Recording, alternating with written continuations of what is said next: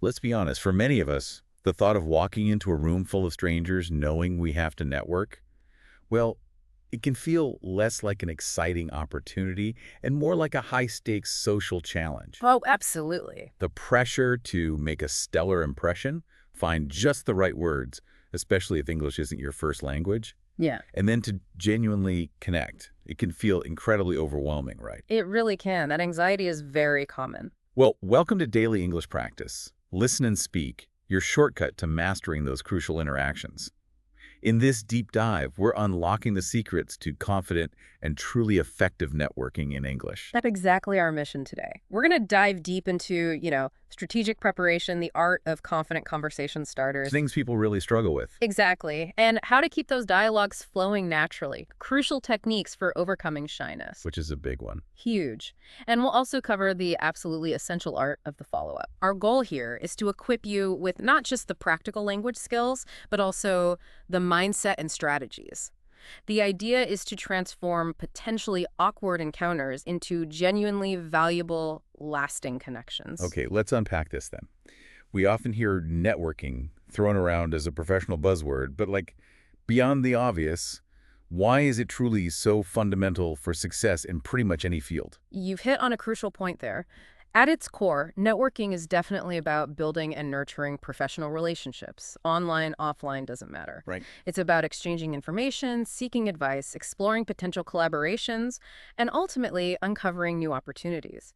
But here's where it gets really interesting: the deep insight. Okay. It's the surprising power of what sociologists call weak ties. Your strongest opportunities often come not from your closest friends or colleagues. Really, not the people you know best. Often not. They come from the periphery of your network, people you maybe barely know who move in different circles. That's where truly novel information and unexpected collaborations tend to emerge. Huh. That's fascinating. So it's not just about, collecting business cards or finding your next client. Not at all. It's about opening doors you didn't even know existed. Precisely. It's opportunity expansion in the broadest sense, finding clients, partners, job prospects, yes. The obvious stuff. The obvious stuff, but also knowledge sharing, gaining access to invaluable industry insights, best practices, things you wouldn't learn otherwise. And for career advancement, those connections can offer mentorship or lead to promotions you wouldn't otherwise encounter. Right. It's like that quote from Michelle Jenna, the American writer. She said, networking is not about just connecting people. It's about connecting people with people with ideas, and people with opportunities. I like that. It broadens your horizons in ways you can't always predict. Exactly. It elevates it beyond just a transaction. But, okay, let's be real. For many people, and I think especially for non-native English speakers, the idea of stepping into these events can feel like navigating a minefield, potential embarrassment, missed opportunities. It's a very real challenge. It absolutely is. And look, many individuals, native speakers included, experience shyness or a lack of confidence in social situations. Sure. When you add that layer of speaking English in a professional setting, well, that anxiety can amplify significantly. Makes sense. So this deep dive is designed to address that directly, to help you overcome those feelings, build your confidence piece by piece, and ensure you don't miss out on those valuable connections that can genuinely advance your professional journey. So if our aim is to transform these encounters from daunting to dynamic, what's the most impactful first step someone can take? Is it mindset, or is it more tangible like preparation? Well, you've highlighted the absolute starting point. Without clear goals, your networking efforts can quickly become aimless, just wandering around. Right, just chatting randomly. Exactly. So the first and most critical step is establishing clear networking goals. Ask yourself, okay, what do I want? Am I seeking new clients? Yeah. Industry insights, maybe professional mentorship, or specific job prospects? And for English speakers specifically? Well, articulating these goals clearly and concisely, especially in a quick, natural conversation, that's a skill in itself. It's not just having the goal, but how you confidently and maybe idiomatically express it when someone asks, so what brings you here today? Okay, so goal clarity first. And it also sounds like you need to do your homework beforehand, not just on your goals, but on the event itself. Absolutely. Researching the event, the agenda, the speakers, even potential attendees beforehand. It's crucial. Why is that so important? Because it allows you to identify potential connections and prepare for relevant conversations. It moves you from just generic small talk. Nice weather app. Right. to a more meaningful exchange. And that's key to making a memorable impression. Imagine knowing a potential contact just published an interesting article you can open with a specific question that immediately shows you're engaged and you've done your research. That makes a big difference. And part of that preparation, of course, is having your elevator pitch ready. Yeah. That concise self-introduction. Mm-hmm. I always struggle with making mine sound natural and not like I'm reciting something I memorized 5 minutes ago. That's a very common challenge. Your elevator pitch should highlight your expertise, key achievements, and importantly, what you can genuinely offer to others. Offer, not just take. Exactly. Oh. It needs to be compelling and crucially tailored to different networking situations. Think of it less as a rigid script and more as a flexible set of talking points. Okay, flexible points. Yeah. The goal isn't to deliver a perfect monologue, but to initiate an engaging dialogue. Spark interest. Okay, now, for those of us who lean more towards the shy or introverted side, and I definitely include myself sometimes, walking into a room full of strangers can feel particularly daunting. Are there pre-event strategies to help calm those nerves before you even step through the door? Oh, there definitely are, and they're incredibly effective. First, consider getting online beforehand. Before the event. Yes.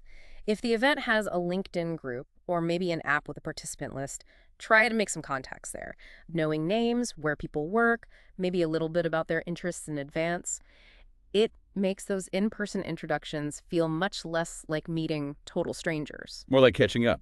Exactly. More like catching up with someone you've already virtually met. Second, try to arrive early. Ooh, that's a good one. Why early? Well, it's much easier to settle in and have others naturally join you, maybe at an empty table or in a less crowded area, than it is trying to awkwardly insert yourself into an already established group or conversation. Yeah, I hate that feeling of breaking into a circle. Right. And finally, look into pre-conference activities. Smaller workshops, mixers, things like that. Ah, the side events. Yes. These are often less intimidating, and conversations can flow more naturally around a shared learning focus. It takes the pressure off direct networking. That's really smart advice. That arrive early tip resonates. I definitely felt that awkwardness. Okay, beyond the practical stuff, what about cultivating the right mindset? I've heard it's about being honest, energetic, optimistic, enthusiastic, curious, empathetic, and maybe not taking it all too seriously. That sounds lovely in theory, doesn't it? It does. But how do you actually do that when you're feeling a bit overwhelmed or anxious? Those qualities are spot on, and it's really about reframing your internal narrative. Think of it like approaching your social life as an actor, not a victim. Actor, not victim. Explain that. You're stepping into a role, consciously choosing a role where you project confidence, genuine interest in others, and you sort of operate on the assumption that you are likable and interesting until proven otherwise. Fake it till you make it. Not exactly fake it. It's more about choosing your focus. It isn't about being fake. It's about choosing to project curiosity and openness instead of focusing inward on your anxiety. It shifts the focus off you and onto a genuine desire to connect with the other person. Okay, shift the focus outward. Exactly. And remember, everyone else there is likely feeling some level of social discomfort too. Just being present, open, and willing to engage is already a success. That's a good reminder. Okay, so you're there, you're prepared, you've got the right mindset dialed in, hopefully. The next hurdle is actually starting a conversation. What's the best way to approach someone with confidence, especially when you're maybe thinking in English and translating in your head? Right, that initial approach is key. Look for open body language, someone not intensely focused on their phone or locked in a super deep conversation. Okay, look for the openings. Yes. Make eye contact, offer a warm, genuine smile that goes a long way, and try, really try, to avoid overthinking what you're going to say. Easier said than done. It is. But simple openings like, "Hi, how are you? I'm your name," can work wonders. But here's the subtle distinction. Okay. Most people stop there. They say hi and wait. The real mastery comes in the immediate follow-up. Instead of just waiting for their fine, thanks, immediately pivot with a genuine, open-ended point of curiosity. Like what? Give me an example. Okay, so maybe. "Hi, how are you? I'm your name. This is my first time at an event focusing on topic. What's been your experience with these so far?" Or, "Hi, I noticed you were in this specific session earlier. I found Speaker's Point really interesting. What were your thoughts?" Ah, okay. So it instantly invites a more substantial interaction than just, hi.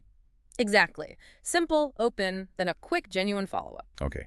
And then, once you're in, what are some tried and true icebreakers? Yeah. The classics. Yes, the classics are a great starting point for English conversations, definitely. Things like, so what do you do? Maybe, what's your story? Although that can be a bit broad. Yeah, a bit daunting maybe. Could be. Or simpler ones like, tell me something about yourself, where are you from? Or a really good one is, what brought you here today?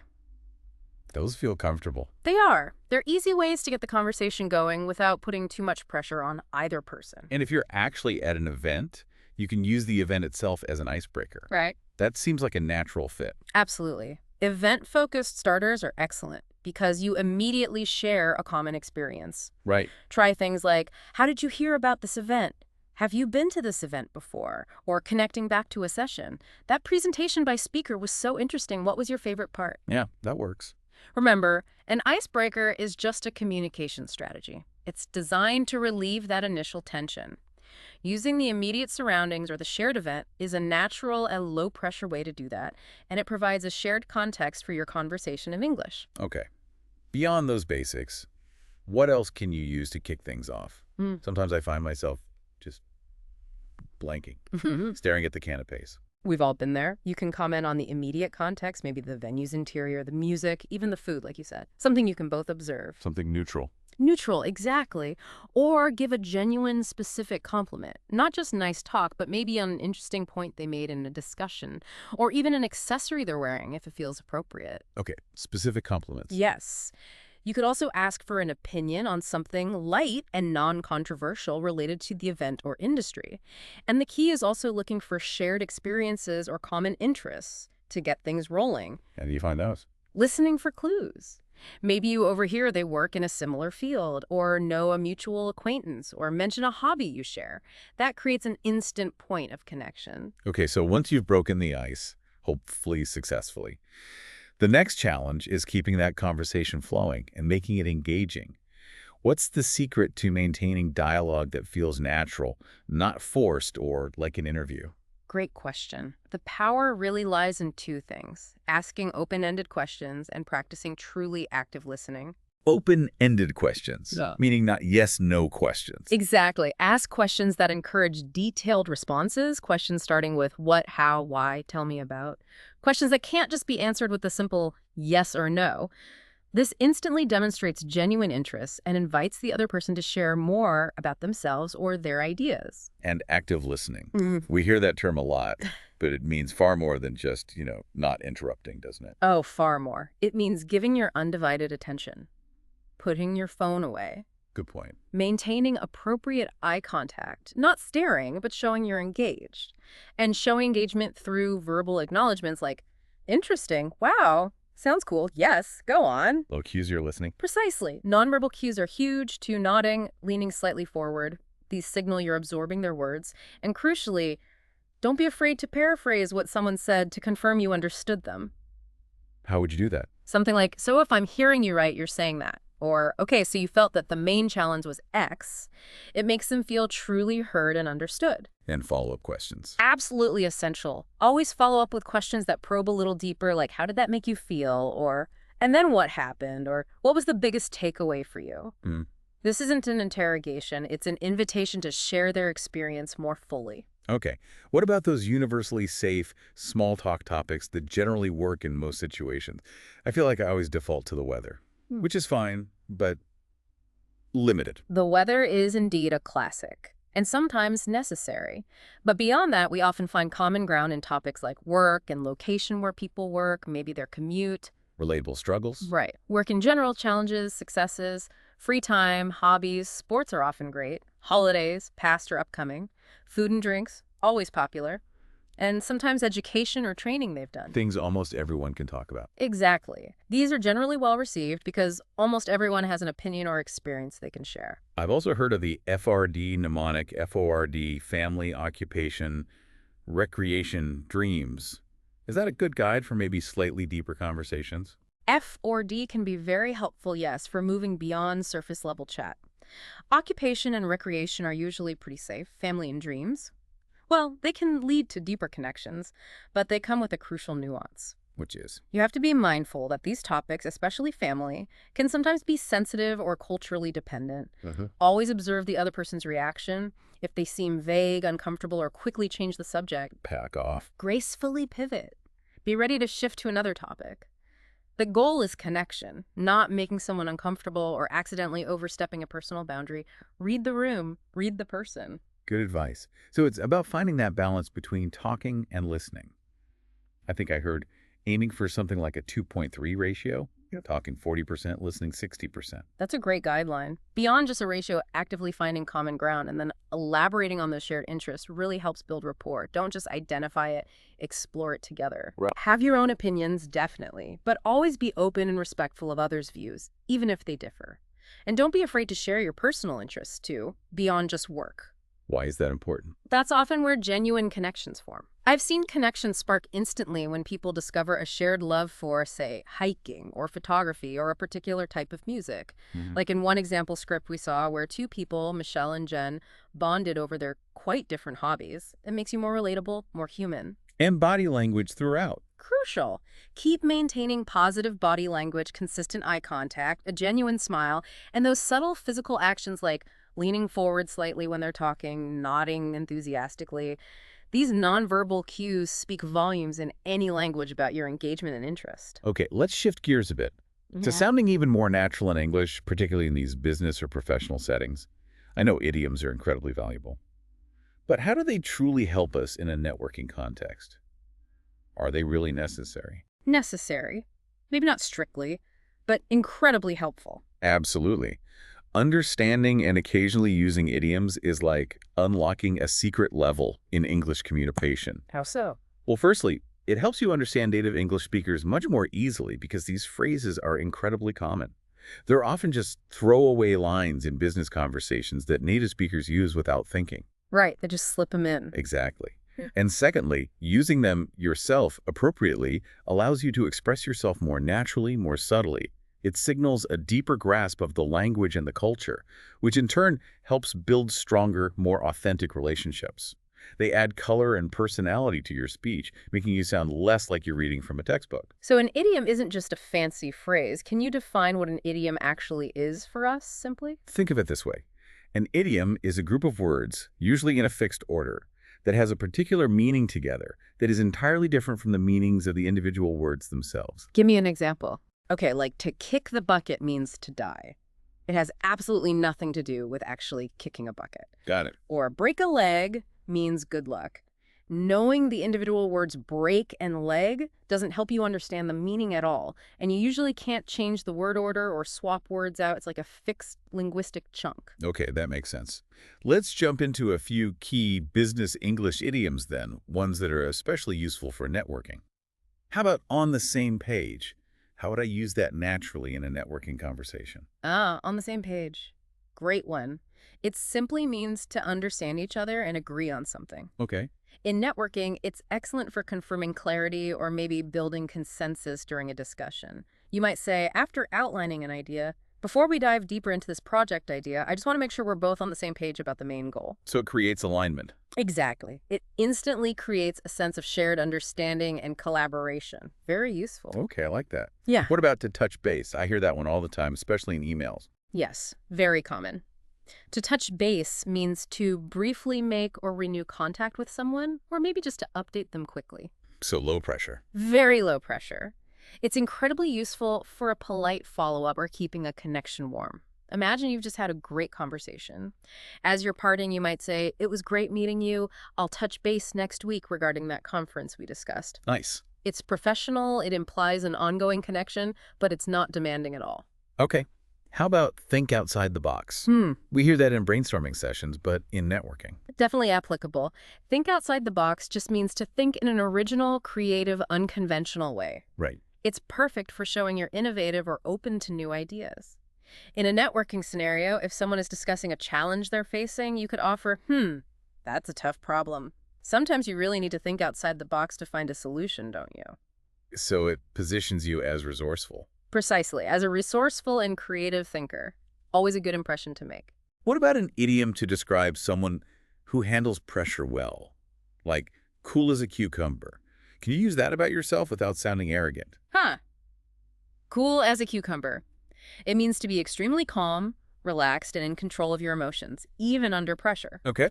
And yes, while you can use it to describe others, she was cool as a cucumber during that presentation, it's actually fantastic for sharing a moment of composure, perhaps with a touch of self-deprecating humor about yourself. How would that work?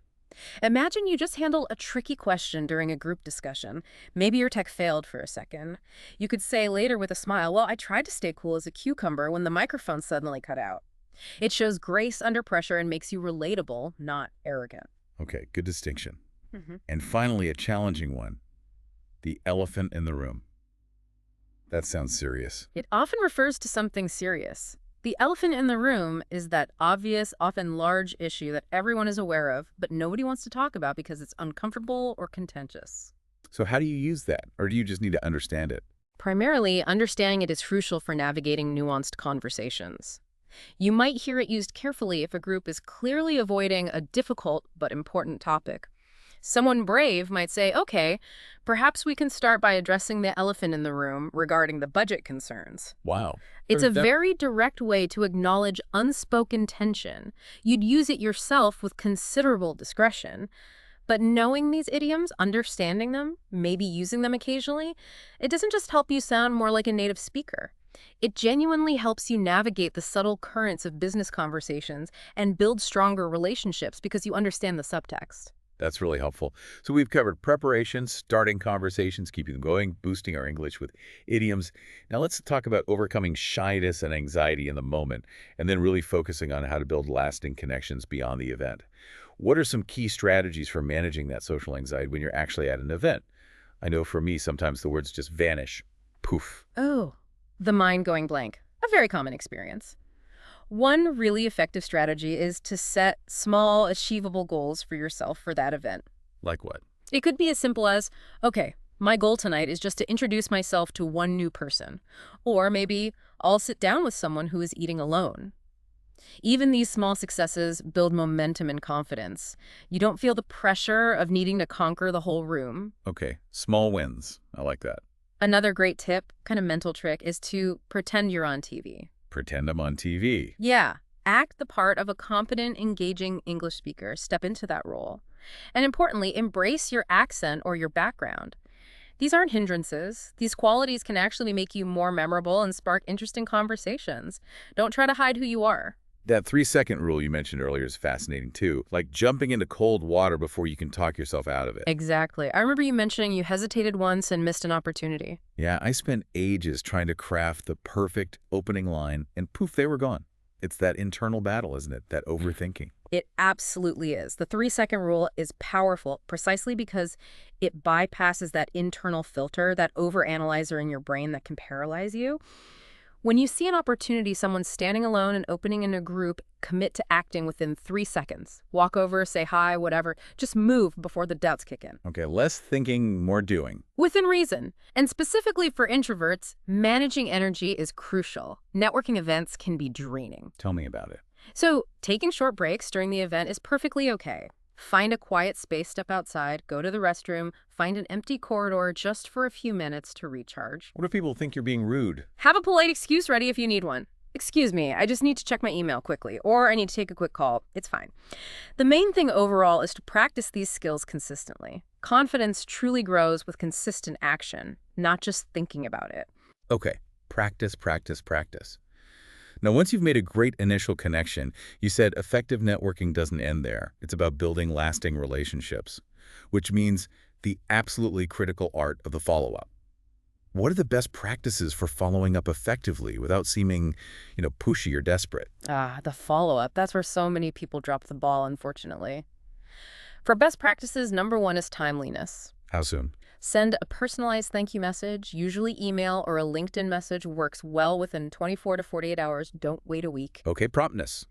and personalized. Absolutely essential. Don't send a generic, nice meeting you. Reference something specific from your conversation. Maybe it was a book they recommended, a project you discussed, a specific piece of advice they gave, or even just a shared joke or observation. Why is that so important? Because it shows you were actually listening, you valued their input, and the conversation made an impression. It makes your message stand out and reinforces the connection. It's not just polite, it's strategic. And what's the ultimate purpose of that follow-up message? Is it just to say thanks, or should you ask for something? Good question. Primarily, it's to express gratitude and reinforce the connection. But beyond that, the purpose is to continue the conversation or relationship if appropriate. You might gently ask for advice or insights based on your conversation, but generally avoid directly requesting job opportunities or sales in that very first follow-up. Keep it light initially. Keep it light, focus on building rapport. If you're connecting on LinkedIn, always send a personalized connection request that references your conversation, reminding them where and when you met. Don't just hit connect. Good tip. What about old school methods? You know, for a truly memorable impression, especially with someone perhaps more senior or if the connection felt significant, a brief handwritten thank you note sent by post can really make you stand out in today's digital world. Interesting. Okay, what if you follow up promptly, personally, and you hear nothing back? Crickets. Yeah. How much persistence is okay? When do you stop? Right, that happens. Patience and persistence are important, but so is respecting someone's time and potential busyness. If there's no immediate response to your first follow-up, it's generally acceptable to send one more brief, polite follow-up message after about a week or two. We sometimes say twice is your magic number. Just a gentle nudge, maybe forwarding the original message or adding a brief related thought. And if still nothing? Then it's usually best to respect their silence and move on from actively pursuing that specific connection for now. You don't want to become annoying. However, you can still maintain passive engagement. Oh. By occasionally engaging with their shared resources or posts on platforms like LinkedIn liking, maybe a thoughtful comment, it keeps you lightly on their radar without being demanding. And when we talk about making contact, we often use phrasal verbs like to reach out, which means making an effort to contact someone. Right. Or more casually, you might hear to hit someone up, which usually means getting in contact, often to ask for something, so maybe use that one more carefully in a professional context. Got it. Reach out, yes. Hit someone up, maybe less so initially. Probably wise. This has been such an insightful deep dive into mastering English for networking events. Seriously helpful. We've covered the strategic importance of preparation, how to confidently start conversations. Getting over that initial hurdle. Exactly. The power of genuine active listening, strategically using idioms to sound more natural and build rapport. And understanding them, too. Yes. And, of course, the absolutely essential art of the effective follow-up. Lots to digest. Indeed. And the key takeaway really is, remember that mastering English for networking isn't just about language rules, it's a skill. And like any skill, it's developed through consistent practice and, honestly, courageous action, stepping out of your comfort zone. Right. By applying these strategies, you're not just improving your English communication, you're genuinely empowering yourself to build valuable, meaningful connections. And that can truly advance your professional journey, opening doors you might not have even known existed before. So a final thought for everyone listening. As you step into your next professional gathering, or maybe even just a casual social event, consider this. How might approaching every new person you meet with genuine curiosity and a real willingness to share your own unique perspective transform not just your network, but perhaps your entire learning journey? Something to think about. Thank you so much for joining us for this deep dive on daily English practice. Listen and speak. If you found this helpful, please do remember to subscribe to our channel for more insights that help you become truly well-informed and confident in your English communication. We look forward to our next deep dive with you.